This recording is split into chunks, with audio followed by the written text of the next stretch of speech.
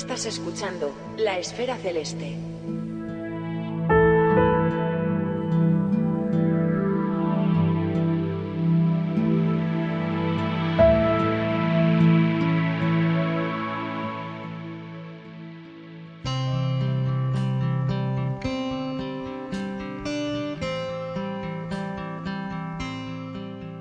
Vamos con un nuevo paseo por la esfera celeste para charlar un rato de nuestros queridos cuerpos menores, unos objetos dinámicos que a menudo nos aguardan sorpresas.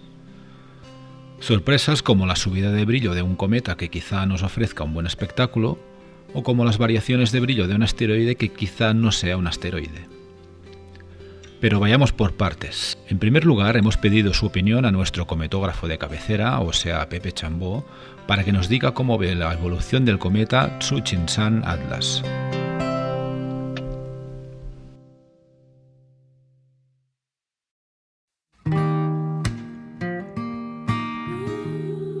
Durante las próximas semanas, la actualidad cometaria, más diría yo, la actualidad astronómica general prácticamente, va a estar centrada en la llegada del cometa C2023-A3 Tsuchinshan Atlas. Este cometa, que se descubrió a principios del año 2023, alcanza ahora su máximo y además parece que va a ser bastante brillante. Tras un mes sin poder observar el cometa, desde mediados de agosto no se pudo observar debido a que estaba en conjunción con el Sol. A mediados de septiembre fue recuperado desde el hemisferio sur, apareciendo en el cielo del amanecer a muy baja altura, y entre la comunidad de observadores de cometas ha habido bastante expectación, ya que era primordial obtener estas primeras mediciones e imágenes del cometa para comprobar su estado y lo que podemos esperar de cara a su máximo brillo, que será en octubre. Para empezar, pues ya descartamos ya cualquier tipo de teoría de desintegración, ya que se ha observado el cometa presentando un buen aspecto, con una coma compacta, brillante y además mostrando dos colas, una cola más evidente de polvo y una un poco más tenue, pero que se observa ya perfectamente a través de fotografía, una cola iónica. Y bueno, en principio parece que el cometa va a superar el perihelio sin ningún contratiempo. Según las primeras mediciones de brillo que se han hecho tras su recuperación, en solo una semana el cometa ha aumentado su luminosidad en más de una magnitud, pasando desde la magnitud 5,2 a mediados de septiembre hasta la magnitud 4 hasta el día 20 de septiembre.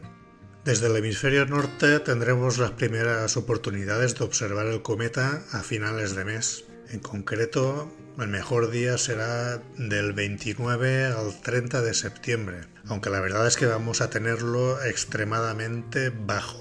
Para hacerse unas ideas, desde la latitud 40 grados norte, que viene a ser la latitud media peninsular, en el momento del crepúsculo náutico, el cometa estará solo a 3,5 grados de altura hacia el este antes del amanecer. No es imposible, pero va a ser un poquito difícil.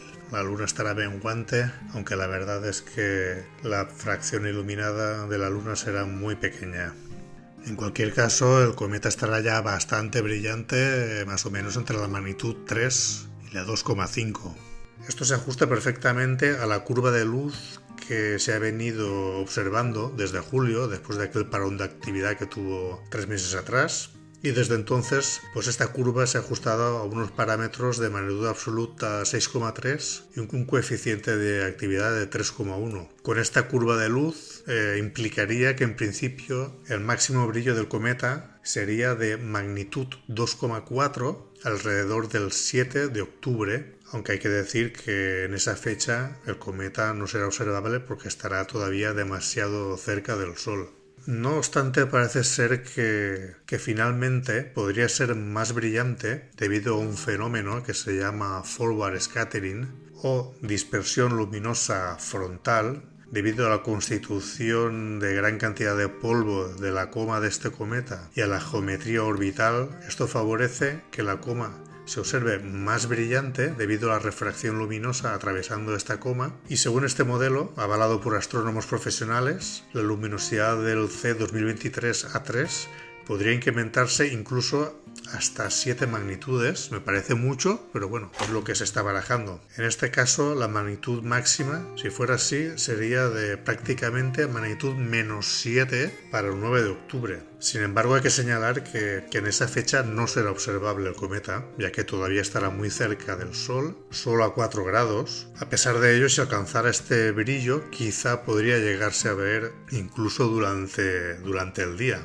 Es una observación de riesgo, desde luego, observar cerca del Sol, solo recomendable para gente con cierta experiencia y bajo su responsabilidad. Pero bueno, dejando esta posibilidad aparte, el primer día en que podría observarse en condiciones normales sería el anochecer del día 12 de octubre, cuando estará a unos pocos grados de altura sobre el horizonte oeste. Si nos ceñimos a la curva de luz clásica, al modelo estándar, entonces ese día, el 12 de octubre, veríamos el cometa sobre el horizonte con un brillo de magnitud 2,7. Si aplicamos el modelo de dispersión que he comentado antes, en ese momento, el día 12 de octubre, su brillo sería de magnitud -0,5. A pesar de estas magnitudes, debemos tener en cuenta que estas observaciones van a realizarse siempre con un cielo con presencia todavía de crepúsculo, un cielo no muy contrastado y además a baja altura. En resumen, yo diría que vamos a tener un cometa que fotográficamente va a ser espectacular, pero a nivel visual va a ser otra historia. Va a depender mucho de cuál es el brillo final que alcance. Si estamos hablando de magnitud 2,4, 2,5, pues sí, se podrá detectar visualmente, pero en ningún caso va a ser muy espectacular. Y si alcanzara la magnitud 0,5, pues estaremos hablando de un cometa similar al Neowise que nos visitó hace 4 años, que bueno, no está nada mal. Si alcanzara magnitud 0 o negativa, 0, menos 0,5 o menos 1, pues ya estaríamos hablando de otra liga, ya sería un cometa bastante brillante, incluso para el público en general. De todos modos, aquello de que será el cometa del siglo y tal, bueno, me parece un poco excesivo. Pues nada, eso es todo. Pep y compañía, escuchantes de la Esfera Celeste. Podéis seguirme en mis redes sociales o mejor en mi página web cometografía.es, donde iré actualizando la información sobre este cometa y donde podéis suscribiros para recibir todavía más información y además apoyar este proyecto de divulgación. Venga, un saludo.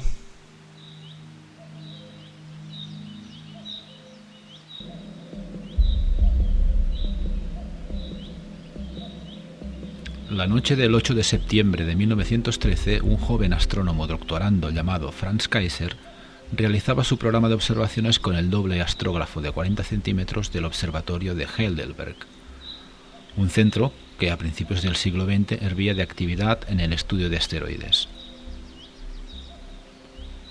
Esa noche Franz descubrió una roca que pasaría a llamarse 761 Brendelia, o quizá no era una roca. 111 años más tarde, algunos miembros del grupo Gora intuyeron algo especial al observar un par de caídas de brillo en las medidas fotométricas que estaban recopilando de este cuerpo. Brendelia parecía tener reservada una sorpresa. Nos lo cuentan Carlos Colazo y Víctor Adrián Amelotti.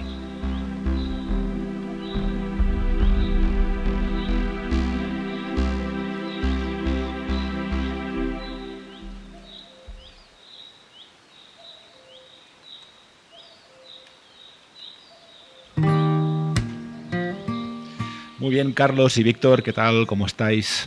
Hola, ¿qué tal? Muy bien. ¿Qué tal? Buenas tardes. Muy bien, bueno, yo muy contento de volver a tener a los amigos de Gora por aquí. Iba a decir a los amigos argentinos, pero Gora, al final, como pasa en otros grupos, es un grupo que trasciende de Argentina, porque tenéis miembros, colaboradores en muchas partes del mundo, ¿no? Como luego supongo que comentaremos cuando hablemos de uno de los temas, o del tema casi, de este episodio. Pero ya teníamos ganas de que nos contarais un poco por dónde pasáis, ¿no? Y desde la última vez, pues no sé qué novedades se han dado. Hay una de bastante destacable, que es el descubrimiento de la binariedad de Brendelia, al que le dedicaríamos un ratito importante en este episodio. Pero antes que eso, pues sí que nos gustaría situarnos un poco y saber cómo está Gora, ¿no? Y qué os habéis trabajado de estos últimos tiempos que no hemos hablado. ¿Cómo andáis por allá? Pero bien, muy bien, si me permites, nosotros ya, claro, hemos participado de estos encuentros en una ocasión y quiero agradecerte porque en realidad el primer contacto lo hicimos a través de un amigo común, Mario Morales, de Mallorca, y resulta que después de que se escuchó el podcast, se incorporaron 2 españoles al grupo, Francisco Santo de Piconcillo, de allá de Fuenteovejuna, al sur, y Alberto García, que es de Robledo de Chabela. Así que, y los 3 son coautores de ese descubrimiento que luego hablaremos, así que desde ya muchísimas gracias.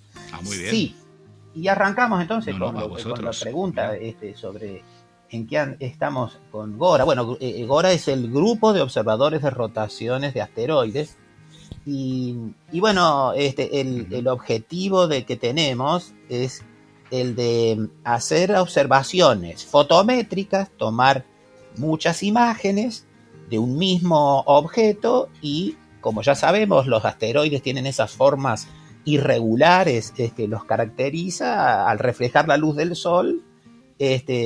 Van variando el brillo y como nosotros estamos foto tras foto observándolo y registrando esa luminosidad, podemos hacer las llamadas curvas de luz y analizando muchas curvas de luz logramos encontrarle el ritmo a ese bailoteo de brillo que nos permite conocer ese dato que buscamos, cómo rota el asteroide sobre su eje. ¿Y qué objetos observamos? Bueno, nos dedicamos a observar objetos de los que haya algún interés científico. A ver, ocurre que muchos asteroides han sido medidos, pero los resultados, lo que se han obtenido, son diferentes, por ejemplo. O que no se ha logrado completar todo ese ritmo de bailoteo, no se han logrado suficientes curvas y hay incertidumbres, por ejemplo. Entonces, esos asteroides son objetivos de Gora. O incluso asteroides que nunca nadie les midió el período. Estamos haciendo muchos de esos cada vez más. Así que eso es lo que estamos haciendo en Gora actualmente. ¿Y cómo vais de actividad? Antes comentabas que bueno, pues habéis sumado algún miembro más. Me consta que en los datos que utilizasteis para trabajar el tema de Brendelia hay observadores españoles, por ejemplo, y creo que alguno de Polonia o algo así. Sí, tenemos la única astrónoma profesional está haciendo un postdoctorado en astronomía en Polonia y ella es quien tiene la responsabilidad de la redacción de los papers y que la información científica se encuadre dentro de los requisitos rigurosos que piden las revistas arbitradas donde nosotros publicamos los papers. De hecho, hasta este momento tenemos 20 papers publicados en el Minor Planet Bulletin, que es la revista arbitrada que recoge toda esta información de utilidad científica, digamos. Ya llevamos, esos 20 papers incluyen 145 periodos medidos por Gora, y actualmente en la edición de esa revista hay un paper que debería salir en estos días, con 6 periodos más. Hay otro que lo tiene el Tribunal de Arbitraje, es decir, los astrónomos profesionales que se encargan de revisar cada paper que les llega para su posterior publicación con 8 periodos más.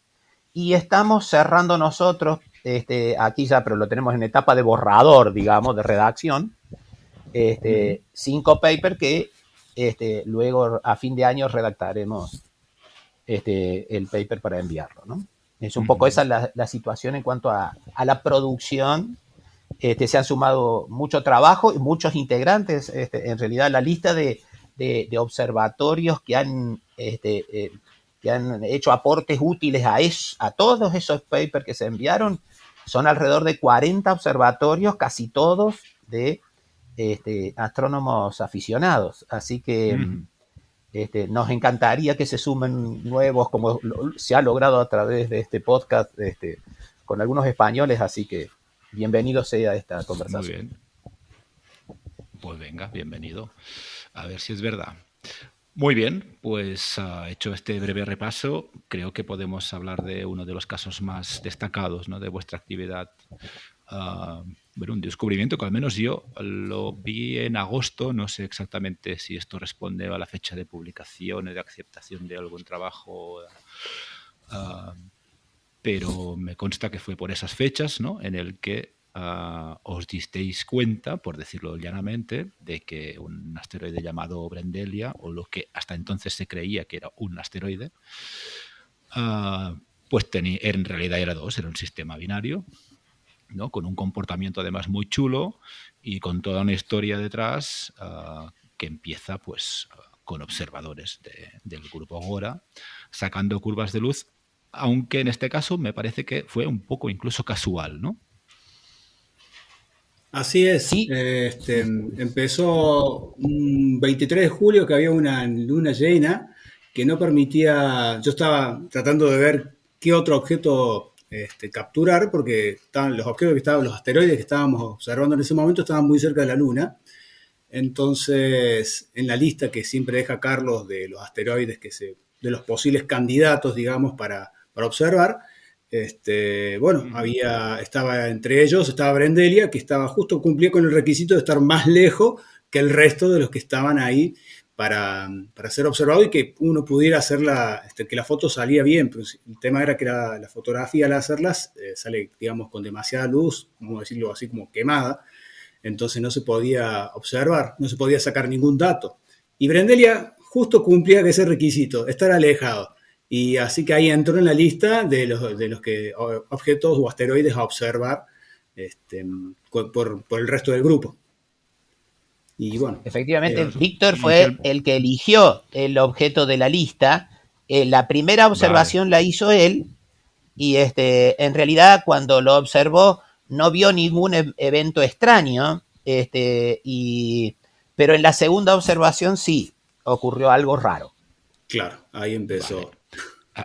Aquí me gustaría detenerme un poco porque los que ya trabajáis habitualmente con rotaciones de asteroides estáis acostumbrados a ver caídas de brillo, ¿no?, que al final son lo que nos da la información que nos permite inferir cosas como la forma, ¿no?, por ejemplo.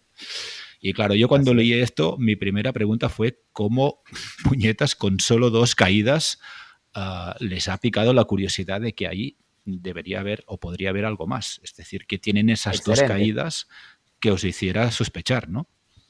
Sí, es clave lo que acabas de decir, Pep, porque ocurre lo siguiente. Cuando te decía que desde Gora nos dedicamos a tratar de mejorar la certidumbre de asteroides que han sido medidos antes, pero que hay algunas dudas, este asteroide ya había sido observado.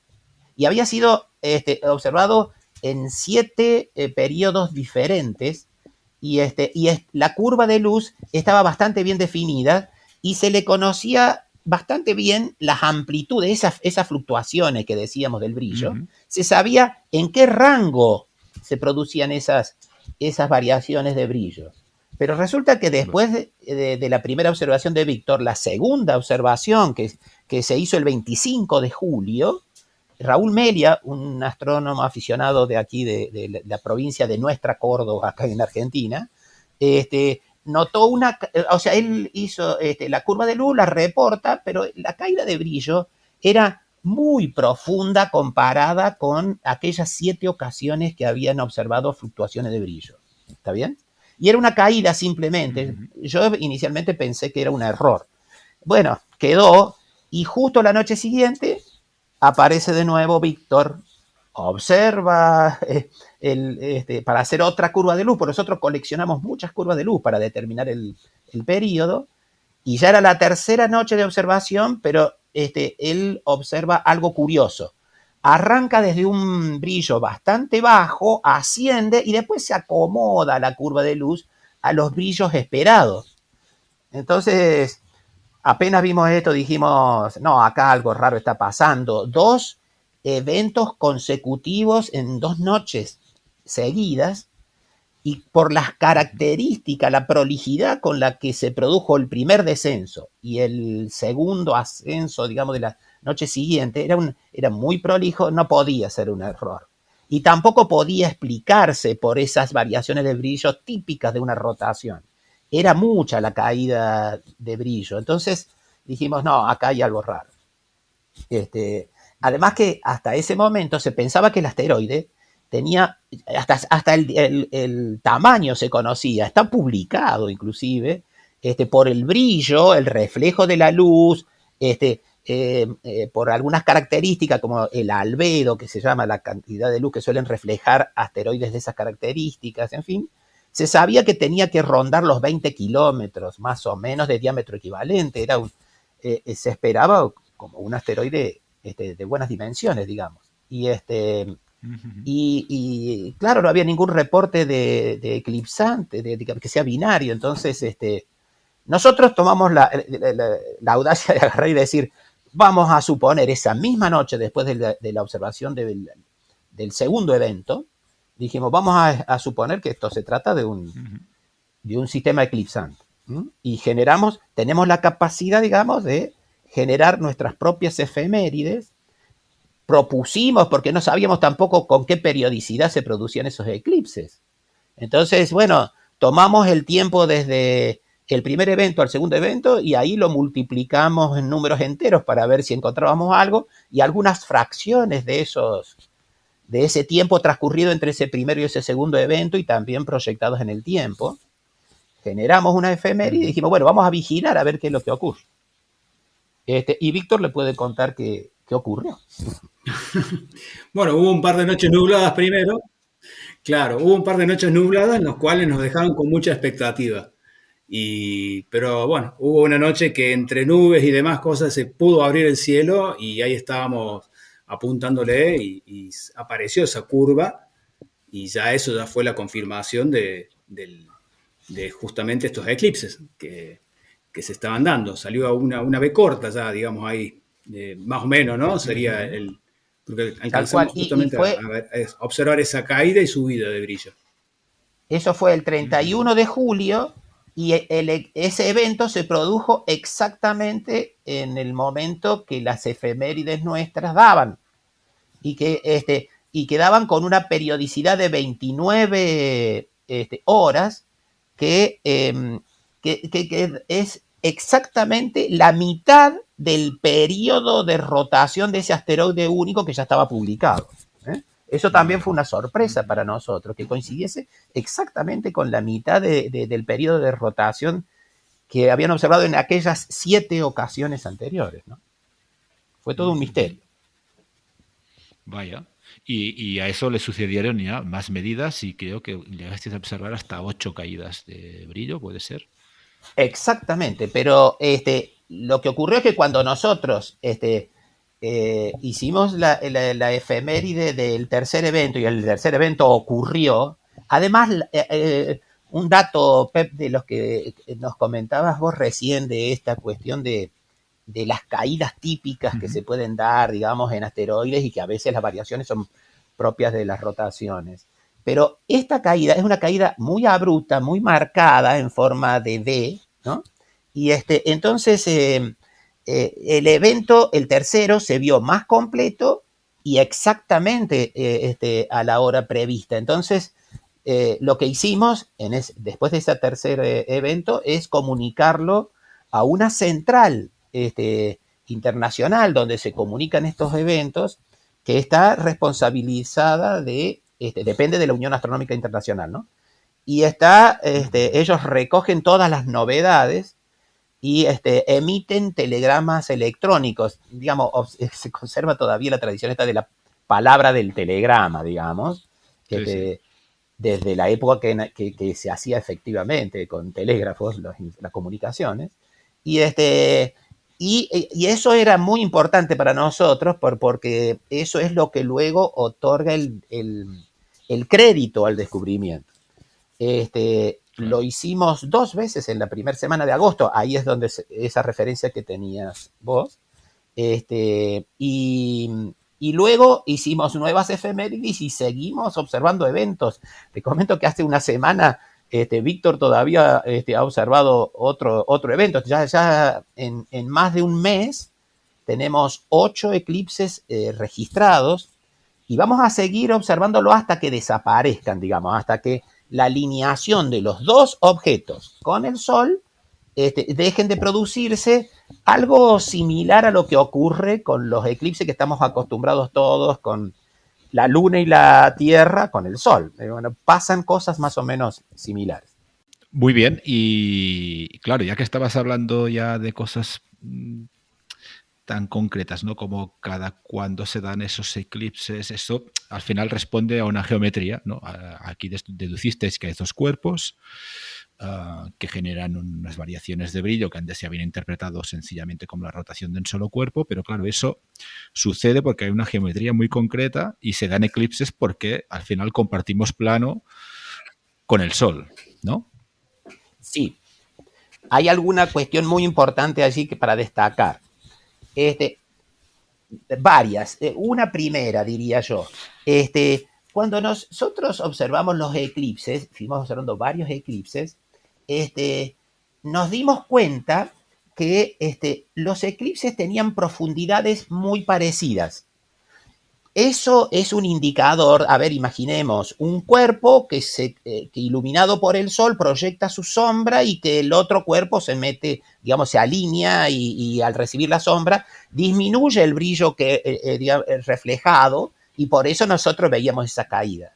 Pero se alternaban en posición, una vez uno, otra vez el otro, y se repetía el patrón, que uno era un poquitito más profundo y otro un poco menos profundo. Sin embargo, las caídas eran más o menos parecidas, por lo cual suponíamos que se trataba de dos objetos de dimensiones parecidas. Y de ocurrir eso, los dos estaban moviéndose alrededor de un centro de masa común con sus órbitas, obviamente, coplanares, ¿no? Entre sí.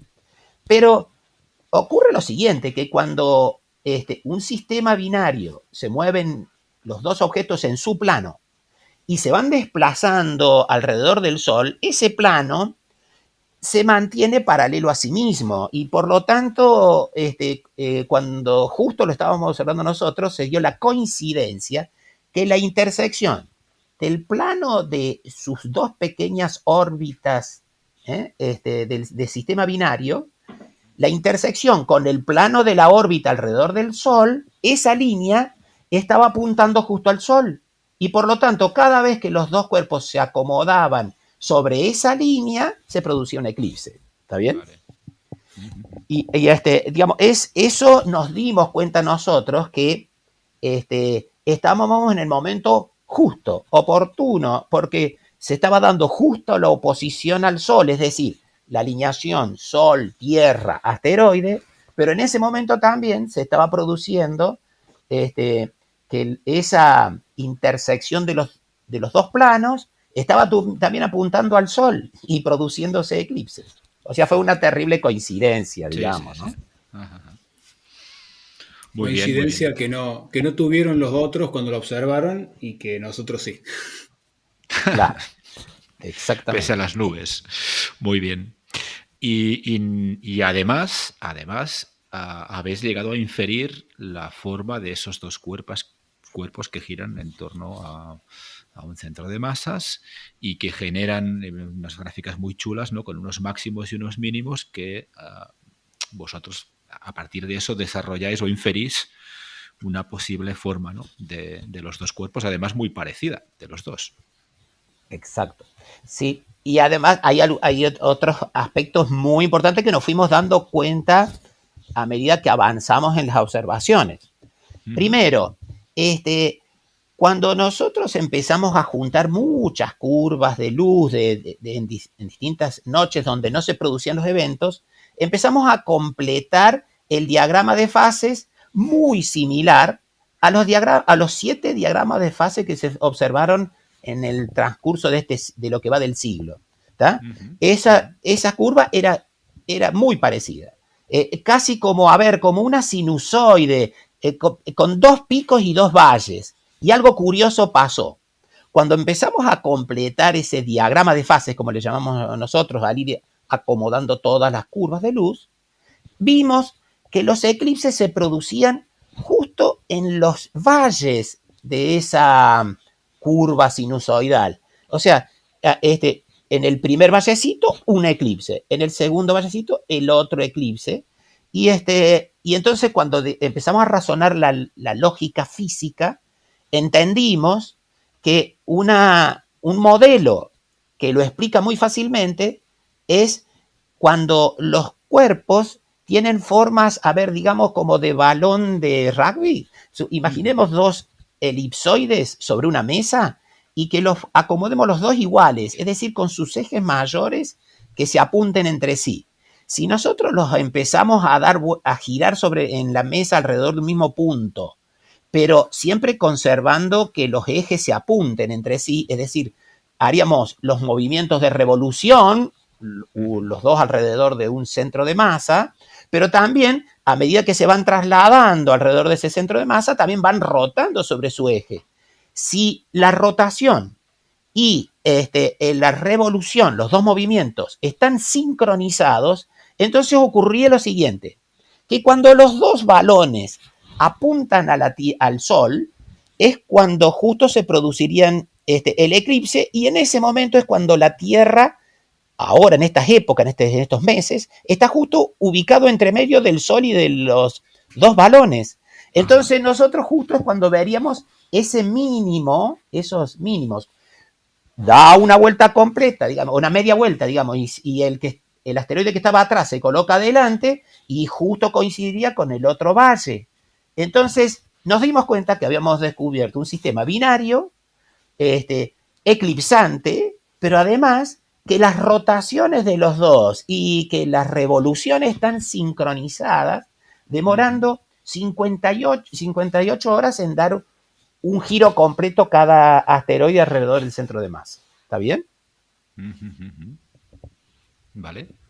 Y además se da el caso de que son dos cuerpos bastante similares, no solo en forma, sino en tamaño, y sus órbitas también se parecen mucho sus órbitas en torno a ese centro de masas que comentamos. Lo digo porque es que es un sistema del que se conocen muchos, porque sí. Me parece, ¿sí? Sí. Con esas características, sí. Al día siguiente de la publicación del telegrama electrónico que mencionamos recién, hay un físico americano, Robert Johnston, que lleva una base de datos y él mismo, con los datos que se reportan y además, observando diagramas nuestros, hizo sus propios cálculos y llegó a la conclusión que los dos asteroides tendrían dimensiones similares con los pocos datos que tenemos en realidad, y que serían un diámetro equivalente de aproximadamente unos 14,7 kilómetros cada uno, y que las órbitas tendrían, según sus cálculos, un semieje mayor de 72 kilómetros, más o menos para ubicar. Entonces, ahí nosotros con esos datos de este físico nos dimos cuenta de algo. La máxima separación entre los dos cuerpos, digamos, podría rondar alrededor de los 200 kilómetros, más o menos. Y como la distancia a la que está ahora este sistema es de 280 millones de kilómetros, calculamos, un cálculo muy simple de trigonometría, cuál es el ángulo con el que veríamos a los dos cuerpos separados. Y ese ángulo da 14 centésimas de arcosegundo. Y ahí también queda clarísimo el por qué nunca se pudieron ver los dos objetos separados en una imagen. Ningún telescopio terrestre tiene la resolución tal como para separar dos objetos tan juntitos. ¿Está bien? Sí. Es que me lo imagino y es un sistema, es bonito de imaginártelo porque son dos cuerpos que son razonablemente grandes, con órbitas a esas distancias. Estamos hablando de 72 kilómetros con pedruscos que miden casi 15. Exacto. Es plásticamente es bonito, ¿eh? Sí, tal cual.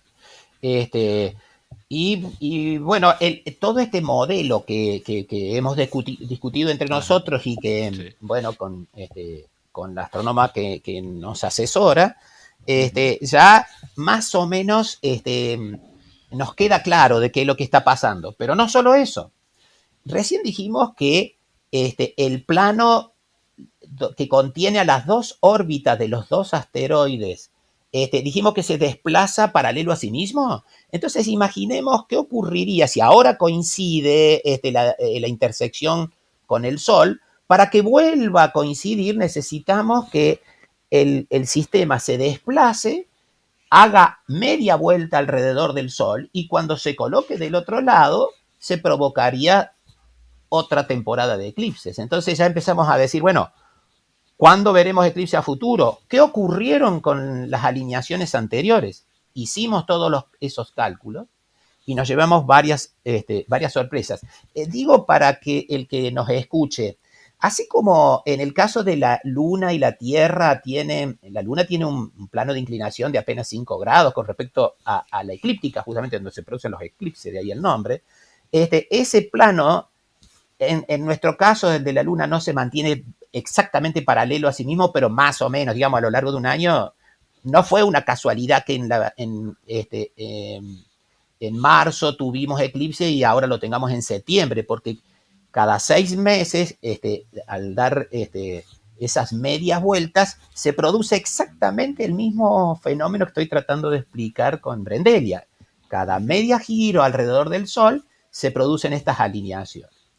Como Brendelia demora casi 5 años en dar una vuelta completa alrededor del Sol, cada 2 años y medio deberíamos tener eventos de eclipses. Con ese dato empezamos a irnos hacia atrás en el tiempo y nos fuimos a los eventos de eclipses que tendrían que haberse producido en las épocas en que hicieron esas 7 curvas. Y nos dimos cuenta que ninguno de los eclipses en el pasado se produjeron en las épocas en que fueron observados esos diagramas de fase que no registraron eclipses. Entonces ahí ya quedamos tranquilos de que, bueno, esa fue la razón por la que no se descubrió antes. Y también proyectamos a futuro para poder agarrar y salir a buscar eclipses y observarlos. Y nos hemos encontrado que vamos a tener temporadas de observación de eclipses en diciembre del 2026 y no van a ser excelentes como las de este año, pero sí se van a poder observar. Y luego en mayo del 2029, así que ya estamos nosotros haciendo la agenda, reservando disponibilidad para esas noches y ojalá algunos observadores españoles se nos sumen en la tarea de registrar aquellos eclipses que se produzcan en el futuro. Claro, seguro, seguro. Y entre tanto, ¿le tenéis reservado tiempo a Brendelia o de momento ya tenéis suficientes datos? Lo digo porque leí que entre las tareas de futuro lo que queríais era refinar un poco, ¿no? Sobre todo el diagrama de fases para medir periodos de rotación y amplitudes, pero desde agosto hasta ahora, a lo mejor todo esto ya, por lo que nos has contado, habéis estado recogiendo datos, ¿no? El diagrama ya por suerte lo completamos. Ya la semana pasada creo que fue que quedaba un tramito muy cortito y quedó completo ya. Lo que nos queda, entre otras tareas, es, por ejemplo, ver cuánto duran las temporadas de eclipses, porque tenemos una fecha aproximada de cuándo comenzó, pero no estamos seguros si comenzó, digamos, aproximadamente por julio, capaz que haya sido un tiempito antes, y queremos conseguir la otra cota, que es la cota, digamos, de cuándo se termina. Entonces, vamos observándolo cada tanto, le pegamos una mirada para saber, justamente con las efemérides estas realizadas de los eclipses, y conocer si todavía se siguen eclipsando o no, porque esa cota es muy importante para justamente saber el tiempo que duran esos eclipses, digamos que están los dos con el mismo plano para justamente se produzcan los eclipses. Ajá. Muy bien. Y al margen de las observaciones de este cuerpo, de estos cuerpos, mejor dicho, este descubrimiento ha determinado algún tipo de cambio de criterio o habéis definido algún tipo de estrategia del tipo repasar datos o algo para no sé, para buscar más objetos de este tipo? ¿Os ha hecho pensar o cambiar en algo?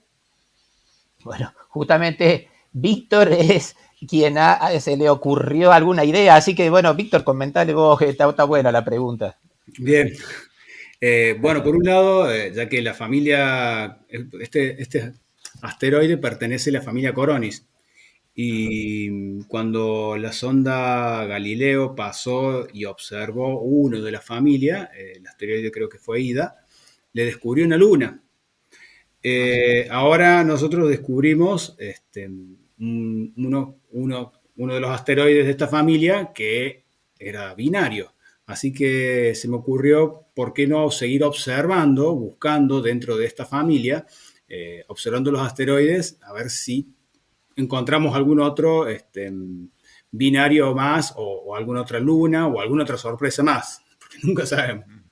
Así que estamos con esa idea de ver.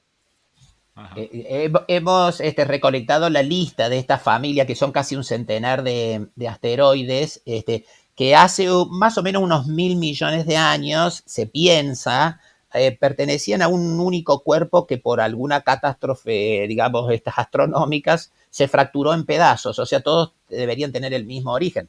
Entonces, Víctor quiere descubrir otros binarios, Pep. Y entonces, bueno, Ya me lo veía venir. ya tiene la lista y ya quiere salir a observar otros de esa familia para ver si se cumple esto de que son, muchos de ellos van con compañeritos, digamos. Claro. Muy bien. Y entiendo que una aproximación o una forma de atacar ese reto, ¿no, Víctor? Sería un poco el mismo que seguisteis en el caso de Brendelia, que es fijaros en una lista de objetos que tengan pues cierta sospecha, ¿no? O que haya datos que no sean del todo completos o hay alguna duda en ese sentido. Y, a ver, si Brendelia hubiera estado completo, capaz que no lo observábamos y cometíamos el error ahí. Así que no sé ahora, ya no nos podemos fiar de eso. Ya, claro. Exacto. Claro. Muy buen apunte, porque como muy bien dice Víctor, los 7 diagramas que se publicaron antes de Brendelia, digamos, no indicaban que hubiese eclipses, porque justamente los eclipses se produjeron entre cada una de esas observaciones. Así que podría estar pasando lo mismo de que alguno de los candidatos de Víctor para el descubrimiento se los haya observado antes y no lo han observado justo como cuando se produzca un eclipse. Y como Víctor tiene mucha suerte, es probable que descubramos esto. No, debe tener algo más que suerte, ¿eh? Pero sí. Vale, muy bien. Una cosa es la elección de candidatos, pero la otra... es decir, mi pregunta es ¿en qué cambia el reto que se propone o que os proponéis con Víctor, ¿no? Que es descubrir otro doble, de las tareas que hacéis normalmente? Lo digo porque en el caso de Brendelia pues hubo la casualidad, la suerte, dile como quieras, pero si quieres dar o tener más suerte, por decirlo de alguna forma, entiendo que la ventana de observaciones, no las series, van a tener que ser un poco más largas que lo que hacéis habitualmente, ¿o no? Sí, en realidad tendríamos que, claro, barrer, digamos, tiempos mayores. ¿Por qué? Porque resulta ser de que la oportunidad para observar asteroides, particularmente nosotros los aficionados con equipos modestos, es cuando se producen estas alineaciones Sol-Tierra-Asteroide, que si las llamamos oposición, simplemente porque el asteroide está en fase lleno, digamos, para compararlo con la Luna. Es decir, está muy brillante y además también porque están a menor distancia, por eso también está más brillante. Entonces, normalmente los aficionados observamos asteroides para rotaciones, para medirle las rotaciones cuando están en oposición. Y cuando no coincide con esa alineación, el asteroide está un poco más débil y entonces ya tendemos a no observarlo. Probablemente esa haya sido un poco la situación por la cual no se descubrió antes la binariedad en Brendelia. Entonces, siguiendo tu línea, Pep, ahora nos cambió el escenario. Es como que nos da ganas de observar asteroides que no están alineaditos así en oposición, sino probar algunas noches de vigilancia a aquellos asteroides que podrían pertenecer a la familia o que podrían ser binarios y y vigilarle un poquito las curvas y si se produce una caída abrupta, estar atento. Vale. ¿Mm? Vale. Porque no sé si lo sabéis, pero en principio esta familia, según la literatura científica o referencias que podáis tener, ¿tiene más números de tener más sistemas binarios? Sí.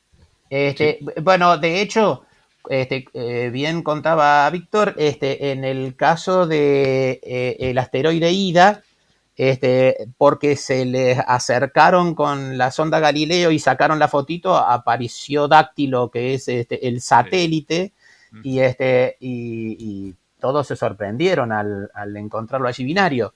Es probable que haya varios con características similares. De hecho, ahora Víctor estuvo observando otro asteroide que no pertenece a estas familias, en realidad es troyano de Júpiter, Patroclus. Estamos en una colaboración con NASA porque hay una sonda que se va a acercar a ese asteroide y quieren tener más datos. Y también es eclipsante, es un binario eclipsante y ya hemos observado muchos eclipses. Así que, a ver, no es una particularidad solo de los asteroides de la familia Corolis. Según los expertos, la binariedad parecería ser algo muy frecuente en los asteroides, así como lo sabemos de las estrellas hoy, que el Sol es un caso particular, pero muchas estrellas son binarias. Parecería ser que en el caso de los asteroides también. Tengamos en cuenta que se conocen 1,5 millones más o menos de asteroides y de binariedad hay unas 400, digamos, o binariedad o satélites, y de los cuales más de la mitad están en una categoría de sospechosos, es decir, no son tantos los que se tienen totalmente confirmados. Vale, muy bien. Muy interesante, muy interesante. Ya veo que tendremos que volver a hablar dentro de un tiempo a ver qué da de sí esta nueva obsesión de Víctor y Débora. Muy bien. Oye, una pregunta. Sí, dime, perdona, Carlos. No, es solo un comentario que vinculado a lo que estábamos diciendo recién. Nosotros necesitamos la confirmación del descubrimiento. A ver, nosotros, todos los datos y esto que estamos afirmando, tal vez con exagerada vehemencia, ya hasta las orbitas y todo le estamos estimando a los asteroides. El rigor científico nos exige que hagamos lo que se llama la confirmación. Y hay 5 métodos que están aceptados para confirmar un descubrimiento hecho por fotometría, que es lo que hicimos nosotros. Ajá. Una es obtener una imagen por radar, totalmente inaccesible para nosotros, pero además también difícil de hacer porque la distancia es muy grande. Los radares se utilizan para binariedad. Se descubrieron varios binarios por radar, pero objetos que se acercan mucho a la Tierra, o sea que lo descartamos. La segunda es con una sonda espacial que se acerque y le saque una fotito, pero a nosotros me parece que si le golpeamos la puerta a la NASA y le decimos, ¿por qué no nos sacan una fotito de este asteroide? No nos van a llevar el apunte, creemos nosotros. Así que otra opción es con un telescopio espacial. Es un poco más probable, pero también difícil de gestionar. Más fácil es la cuarta opción, que es que un telescopio terrestre de grandes dimensiones con óptica adaptativa, porque hay los telescopios más grandes del mundo que tienen óptica adaptativa pueden resolver hasta la milésima de arco segundo. Eso permitiría sacar una foto del asteroide y ver los 2 asteroides uno al lado del otro. Vale. Eso ya es algo más probable de lograr. No lo descartamos. Pero hay una quinta posibilidad, que es hacer una ocultación asteroidal. Vale. Y eso te lo voy a preguntar, sí. Claro, eso lo podemos hacer perfectamente los aficionados. Y a nosotros nos encantaría que la comunidad amateur de España, que es una de las comunidades más activas en el mundo, sería interesante que alguien tome la posta también desde allá, porque a lo mejor alguna ocultación se puede ver desde España y no desde acá. Si pudieran hacer eso, entonces compartiríamos el descubrimiento y la confirmación del descubrimiento. Y es más, a ver, permíteme, Pep, si los españoles logran confirmar el descubrimiento, ya sabemos que tenemos la posibilidad, con el descubrimiento y la confirmación, poder aspirar a una publicación, a una revista de más alto impacto. Entonces, dejamos instalada un poco la espinita para que pique en algún grupo Un español. poquito, no, totalmente, hombre. Bueno, Sí. perfecto. Hombre, clarísimo que sí. Llamada hecha.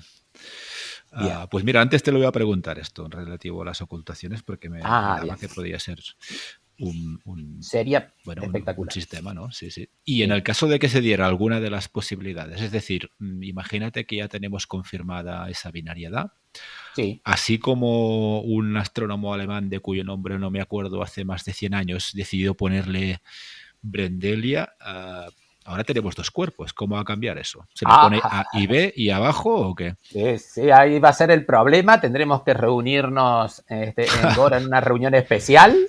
Una cena, discutirlo. ¿no?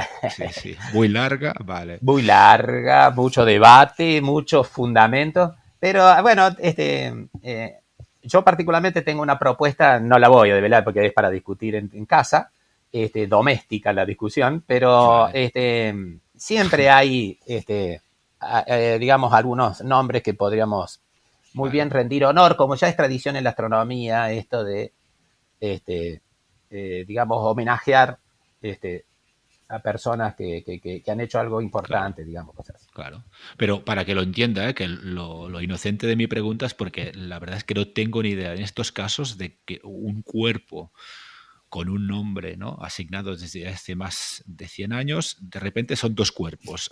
Sí. Se cambia hay otro nombre. Claro, pero ocurre, Pep, lo siguiente, que el observatorio de Heidelberg tiene el derecho de la designación que va a conservar de Brendelia en honor a Brendel, era un astrónomo de allí, pero será por un cuerpo. El segundo cuerpo, así como Ida ya tenía un nombre y cuando se descubrió el satélite, al satélite lo bautizaron Dáctilo, tenía que ver por una cuestión mitológica, ¿no? No lo vamos a hacer largo, pero los dáctiles eran unas pequeñas criaturas mitológicas que acompañaban a la diosa Ida y bueno, y entonces por eso cuando se encontró algo chiquito le llamaron dáctilo ya. Bueno, ahora habrá que bautizar ese segundo objeto. El más grande se lo quedarán los alemanes ahí de Heidelberg, pero al segundo es nuestro, así que le vamos a bautizar con algún nombrecito que podamos desde Gora, que decidamos nosotros. Bien. Patroclus, por ejemplo, que fue primero descubierto, o se lo llamó antes de saber que fuera binario, fue Patroclus, y después cuando descubrieron, creo que por 1993, por ahí fue, si no me equivoco, descubrieron que era binario y lo llamaron al otro Menecio. Así que... Vale. Exacto. Vale. Desconocía cómo funcionaba. Así debería ocurrir. Pero, de todos modos, Pep, va a pasar mucho tiempo hasta que se logre esa confirmación. Las ocultaciones asteroidales ocurren de cada mucho tiempo. Solo dependemos de la colaboración de los españoles que nos observen una ocultación. Ojalá, Dios quiera. Bueno, pero esto lo que tenemos que hacer es el llamamiento y tener muy clarito el programa, ¿no?, para daros una mano en ese sentido. Perfecto. Y estar al loro y estar atentos y a recibir colaboraciones. Faltaría más. Muy bien. Oye, me ha gustado mucho esto, ¿eh? La verdad es que sí que estáis activos en Argentina, sí. Para ser justo, argentinos, españoles e italianos. En realidad, el grupo, yo te comento que en el grupo tenemos participación de todos estos observatorios y por ejemplo, para darte de datos, hay más o menos 14 observatorios que participan promedio en los papers y son observatorios argentinos, españoles e italianos, ¿no? Sí. Así que es un grupo grande y internacional. Internacional. Y son muy inquietos todos, muy trabajadores todos, así que aleluya. Pues a continuar así y a crecer un poco. Pep, muchísimas gracias por darnos este espacio y qué bueno que es encontrar. Gracias a vos, Pep. No, ahora no nos vamos a discutir, pero gracias a vosotros. Bueno, perfecto. En serio. Nada, nos lo hemos pasado muy bien y seguro que tendremos motivos para volver a hablar dentro de no mucho tiempo. O sea que... Perfecto. Un saludo muy grande a la comunidad aficionada española. Igualmente. Bien. Venga, un abrazo a los dos. Gracias. Un abrazo. Saludos. Adiós.